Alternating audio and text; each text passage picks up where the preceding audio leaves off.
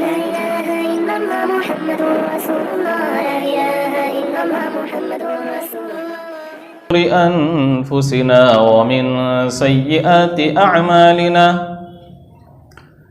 من يهده الله فلا مضل له ومن يضلله فلا هادي له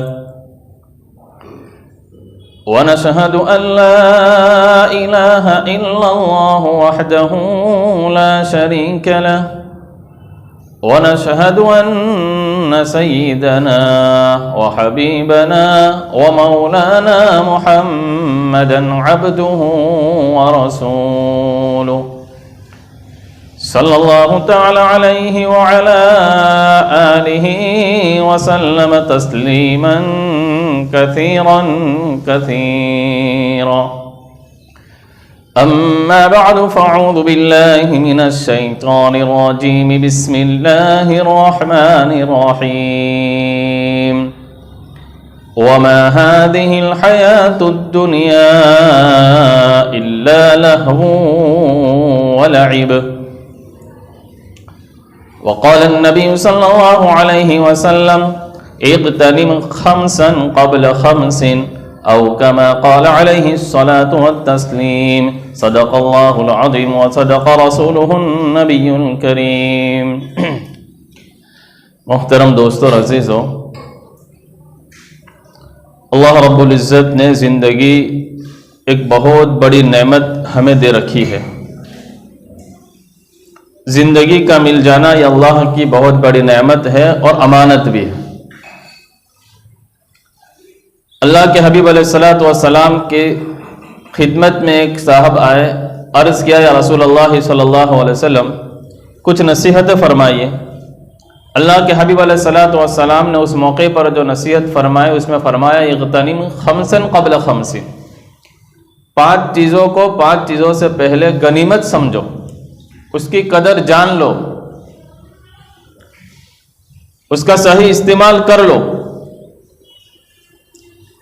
ان 5 چیزوں میں سے ایک بات حضور اقدس صلی اللہ علیہ وسلم نے جو ارشاد فرمائی، الحیات قبل الموت، زندگی کو غنیمت سمجھ لو موت سے پہلے پہلے۔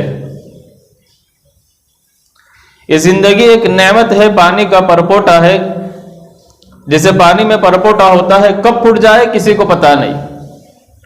اللہ تعالیٰ نے مجھے اور آپ کو ایک زندگی دے کر کے دنیا میں بھیجا ہے، بہت غنیمت، بہت قیمتی نعمت ہے۔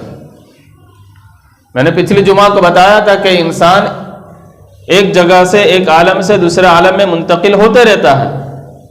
عالم ارواح سے مادر رحم میں منتقل ہوا تھا اور مادر رحم سے عالم دنیا میں منتقل ہوا ہے۔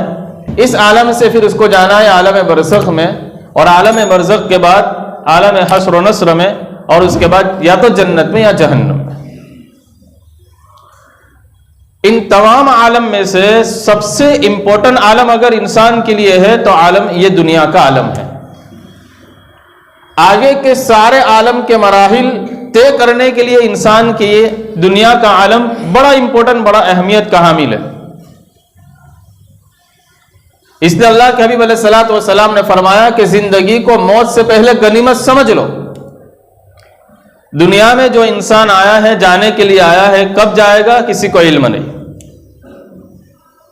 چنانچہ جانے سے پہلے پہلے جو زندگی عطا فرمائی اللہ رب العزت نے، اس کی قدر کر کے اس کو صحیح جگہ پہ لگا لے، یہ اس کی قدر ہے۔ ورنہ زندگی کی مثال بزرگوں نے پانی کے ایک برف کی لادی کی طرح بتلائی ہے، وہ اس کا کام پگھلنا ہے۔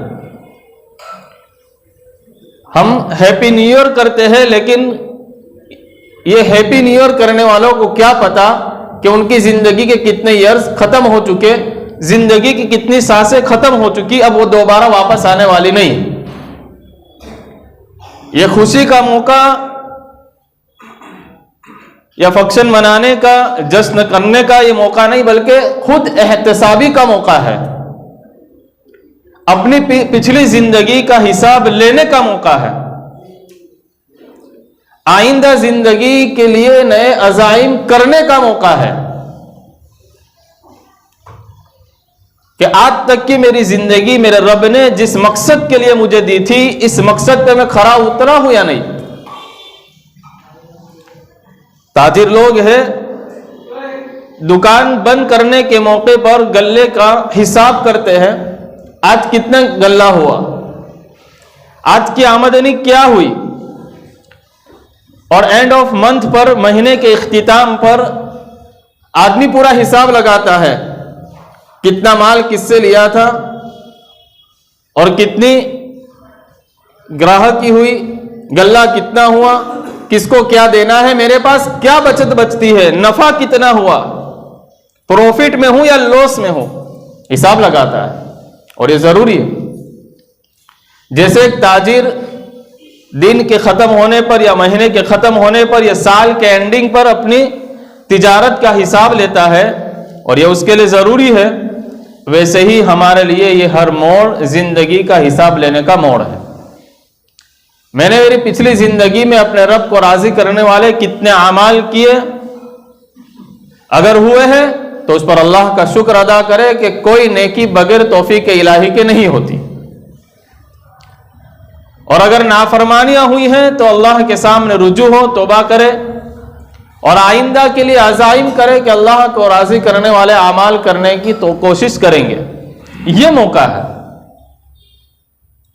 اور اس بات کا احتساب ہو، استحضار ہو کہ میری زندگی کے اتنے قیمتی اوقات گزر چکے، اب معلوم نہیں کتنے باقی ہیں.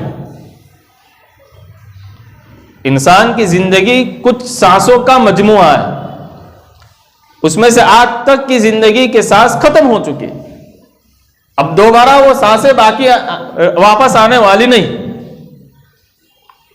خوش نصیب ہے وہ جس نے ان سانسوں کو صحیح جگہ استعمال کر لیا، ورنہ زندگی گزرتی رہے گی. لیکن عقل مند وہ ہے کہ جس نے اس کو صحیح جگہ استعمال کیا، اپنے رب کو راضی کرنے والے اعمال کیے. ورنہ جب یہ آنکھ بند ہوگی پتا چل جائے گا کہ کون گھاٹے میں ہے کون پروفٹ میں ہے، اور اس وقت کا پتا چلنا کوئی فائدہ نہیں دے گا سوائے حسرت اور افسوس کے.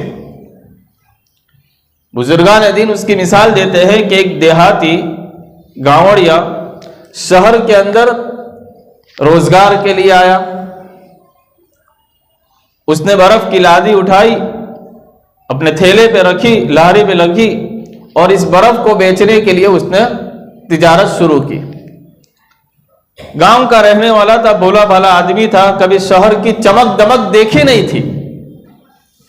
شہر میں آیا ہے تجارت کے لیے، دو پیسے کمانے کے لیے، بیوی بچوں کی روزی روٹی کا مسئلہ حل ہو سبب کے طور پر اختیار کرنے کے لیے، لیکن پہلی مرتبہ آیا ہے، شہر کی چمک دمک پہلی مرتبہ دیکھ رہا ہے.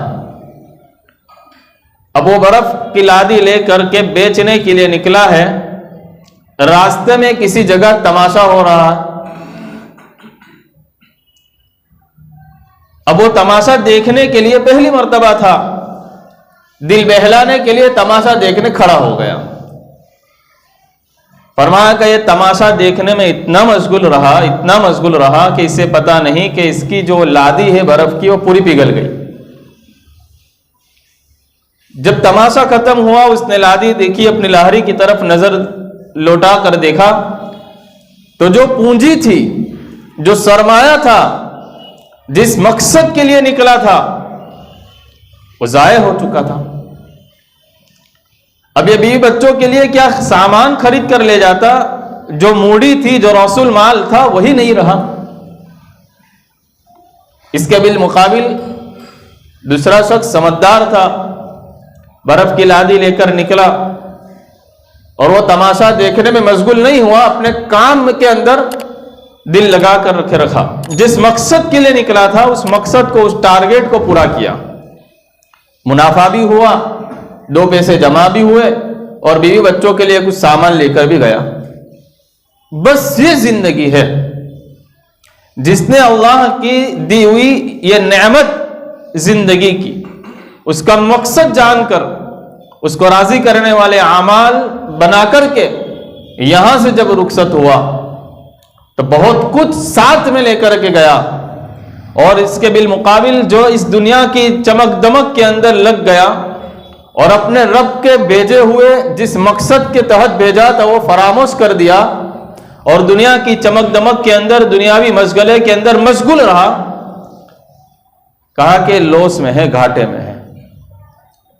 والعصر، اللہ تعالیٰ زمانے کی قسم کھا کر کہہ رہے ان الانسان لفی خسر، سارے انسان لوس میں ہے، خسارے میں ہے، الا الذین آمنوا وعملوا الصالحات، سوائے ان لوگوں کے جو ایمان لائے اور نیک اعمال کیے، وتواصوا بالحق وتواصوا بالصبر، اور ایک دوسرے کو حق بات کی دعوت دیتے رہے، تلقین کرتے رہے اور صبر کی تلقین کرتے رہے آپس میں۔ یہ اس خسارے سے باقی ہے، باقی سارے انسان خسارے میں ہے۔ قرآن کہہ رہا ہے یہ دنیاوی زندگی اللہ کی دی نعمت ہے، اس کی قدر یہی ہے کہ اللہ نے جن اعمال کے کرنے کا ہمیں مکلف کیا ہے ان اعمال کے اندر اس زندگی کو گزارے، یہی اس کی قدر ہے۔ اور جو اس کی قدر کر لیتا ہے اس کو موت کا انتظار رہتا ہے، اس لیے کہ یہ موت جو ہے اپنے رب سے ملاقات کا واسطہ ہے۔ اس نے زندگی ایسی گزاری ہے کہ اپنے رب سے ملاقات کا شوق ہے، اور رب سے ملاقات کا شوق پورا کرنے کے لیے موت بھی پیاری ہے، اور موت محبوب اس وقت ہوتی ہے جب زندگی اچھی گزاری ہوتی ہے۔ اسی لیے حدیث پاک میں حضور اقدس صلی اللہ علیہ وسلم نے فرمایا تحفۃ المومن الموت، او کما قال علیہ الصلوۃ والسلام، موت جو ہے یہ مومن کا تحفہ ہے، گفٹ ہے، گفٹ ہے۔ ہم لوگ تو موت سے ڈرتے ہیں، فرمایا کہ جنہوں نے زندگی رب کی رضا کے ساتھ گزاری ہوتی ہے اس کو تو موت کا شوق ہوتا ہے، رب کی ملاقات کا شوق ہوتا ہے، اور یہ سیڑھی ہے، موت رب کی ملاقات تک پہنچنے کی سیڑھی ہے۔ ڈرتا وہ ہے جس نے اپنی آخرت کو ویران کر کے رکھا ہوتا ہے، وہ ڈرتا ہے موت سے۔ چنانچہ بنو امیہ میں ایک خلیفہ گزرے ہیں سلیمان ابن عبد الملک، وہ حج کے موقع پر جب بیت اللہ تشریف لے گئے تو حج کے موقع پر مجمع ہوتا ہے۔ پہلے کے زمانے کے بادشاہ بھی، حاکم بھی علماء سے صحبت رکھنے والے، علماء کی قدر کرنے والے ہوتے تھے۔ یہ حج میں ہے، اپنے خداموں سے کہا کہ دیکھو مجمع دور دراز سے آیا ہوا ہے، اس حج کے مجمع میں کوئی بزرگ، کوئی صاحب نسبت، کوئی اللہ والا ہے تو تحقیق کرو، ان سے صحبت حاصل کرے، فائدہ اٹھاوے۔ چنانچہ خداموں نے تحقیق کی، پتہ چلا کہ اس وقت کے مائے ناز بزرگ صاحب نسبت حضرت ابو حازم انصاری رحمۃ اللہ علیہ، بہت بڑے بزرگ تھے وقت کے، وہ اس مجمع میں موجود تھے، حج کے لیے وہ بھی آئے تھے، تشریف لائے تھے۔ سلیمان ابن عبد الملک نے کہا کہ مجھے حضرت سے ملاقات مطلوب ہے۔ ملاقات کا نظم کیا گیا، وقت کا بادشاہ ایک اللہ والے سے، ایک فقیر سے ملاقات کے لیے وقت طے ہوا، ملاقات ہوئی۔ ملاقات کے دوران وقت کے بادشاہ ابو الحازم انصار سلیمان ابن عبد الملک نے حضرت سے پوچھا کہ حضرت کچھ نصیحت کیجیے۔ نصیحت ہو رہی تھی، نصیحت کے دوران سلیمان ابن عبد الملک نے کہا کہ حضرت ہم لوگ جو ہے موت کو ناپسند کیوں کرتے ہیں؟ موت پسند نہیں ہمیں، حالانکہ اللہ والوں کا مزاج یہ ہے کہ موت کو گلے لگاتے ہیں، موت کو پسند فرماتے ہیں۔ ہم لوگ موت سے ڈرتے ہیں، موت کو ناپسند فرماتے ہیں۔ یہ فرق کیوں؟ یہ وجہ کی، اس کی وجہ کیا؟ حضرت نے بہترین جواب دیا۔ حضرت ابو حازم انصاری رحمۃ اللہ علیہ نے کہا کہ دیکھیے، ایک آدمی اپنے اس دنیا کی زندگی کے اندر اتنا ڈیولپ کر لیتا ہے اور آخرت سے غفلت کے ساتھ دنیا کی زندگی بسر کرتا ہے اور اس کے نتیجے میں آخرت کو ویران کر کے رکھ دیتا ہے، اس کا پورا ڈیولپنگ اور اس کا پورا پلاننگ دنیا ہی ہوتا ہے، تب یہاں اس نے سب کچھ ڈیولپ کیا ہے، اتنی آبادی سے، اتنے ڈیولپ کی ہوئی جگہ سے ویرانی میں جانا کون پسند کرے گا؟ وہاں کے لیے کوئی تیاری نہیں کی، وہاں تو ویرانی ویرانی ہے، وہاں کی آبادیاں نیک کیا ہے؟ اللہ کے احکامات کو بجا لانا ہے، نبی پاک علیہ السلام کے طریقے کے مطابق زندگی گزارنا ہے، قبر اور آخرت کی تیاری کے ساتھ زندگی گزارنا ہے، وہ اس نے کیا نہیں۔ قبر اس نے ویران کر کے رکھی ہے، آخرت اس کی ویران ہے، آباد تو اس نے دنیا کو ہی کیا ہے، تو ایک شخص بھلا آبادی سے ویرانی کی طرف کیوں جانا پسند کرے گا؟ اس لیے ناپسند فرماتے جن لوگوں نے وہاں آباد کیا ہے، چاہے ان کی دنیا ویران ہو چکی ہو، لیکن آخرت کو آباد کرنے میں دنیا کسی کی ویران نہیں ہوتی۔ کہا کہ جس نے اپنی آخرت کو بنا کے آباد کر کے رکھا ہے، قبر کو سجا کے رکھا ہے، وہ تو اپنے رب کی ملاقات کا شوقین ہوتا ہے، قبر میں جانے کا شوق رکھتا ہے، کیونکہ اس نے وہاں بہت کچھ بھیج دیا ہے۔ چنانچہ امام نووی نے مسلم شریف کی شرح میں حاشیہ میں یہ بات لکھی ہے کہ ان کے زمانے کے اندر ایک بزرگ تھے، انتقال کا وقت قریب تھا، گھر والے رو رہے تھے، تو گھر والے رو رہے تھے، یہ مرض الوفات کے اندر مبتلا ہیں، جاتے جاتے گھر والوں کو تسلی دے رہے اور کہہ رہے کہ تم کیوں رو رہے ہو؟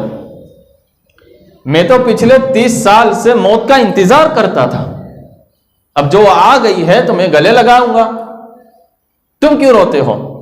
رو مت، اچھا گلے لگاؤں گا اور موت کا انتظار کروں گا، کیوں؟ اس لیے کہ اس کو میں نے آباد کر کے رکھا ہے۔ آگے فرمایا کہ گھر کے اس کونے میں 30,000 قرآن کریم میں نے ختم کیے ہیں، اس لیے مجھے میرے رب سے ملاقات کا شوق ہے۔ یہ بیلنس کیا ہے آخرت کے لیے، قبر کا ذخیرہ تیار کیا ہے، چنانچہ ڈر نہیں ہے، اب تو ملاقات کا شوق ہے۔ ڈرتا وہ ہے جس نے وہاں کی آبادی کو ویرانی میں تبدیل کیا ہو اور دنیا کو مقصد بنا کر زندگی گزاری ہو، قبر کے لیے کوئی ذخیرہ تیار نہ کیا ہو، وہ ڈرتا ہے۔ چنانچہ اللہ کے حبیب علیہ الصلوۃ والسلام کو پوچھا گیا کہ سب سے بہترین شخص کون؟ اللہ کے حبیب علیہ الصلوۃ والسلام نے فرمایا من طال عمرہ وحسن عملہ، سب سے بہتر شخص وہ ہے جس کی زندگی لمبی ہو اور نیکیاں بھی بہت زیادہ ہو، اعمال حسنات بے شمار کیے ہو، وہ سب سے بہترین۔ پھر سوال کیا گیا کہ سب سے بدترین شخص کون؟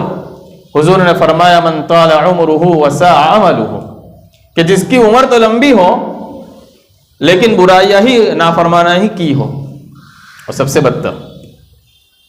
اللہ کے حبیب علیہ الصلوۃ والسلام نے مکہ سے ہجرت کر کے آئے ہوئے صحابہ کے درمیان اور مدینہ کے انصار کے درمیان مواخات کروائی تھی، کیونکہ ہجرت کے بعد جو صحابہ مکہ چھوڑ کر مدینہ آئے تھے ہجرت کی وجہ سے، وہ اپنا گھر بار، بیوی بچے اور کاروبار سب کچھ چھوڑ کر آئے تھے، تنے تنہا تھے۔ چنانچہ مدینہ کے انصار صحابہ کو مکہ کے مہاجر صحابہ کے درمیان مواخات، بھائی چارہ کروایا تھا کہ یہ صحابی ہیں مدینہ کے، مکہ کے ان صحابی کے ساتھ ان کا بھائی چارہ، یہ آپ کے بھائی، فلاں صحابی مدینہ کے، مکہ کے فلاں مہاجر، یہ آپ کے بھائی۔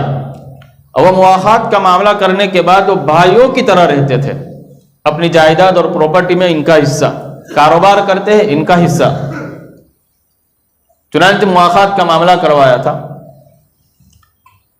ایسے ہی 2 صحابہ کے درمیان بھائی چارہ کروایا تھا، ان میں سے ایک کا انتقال ہوا۔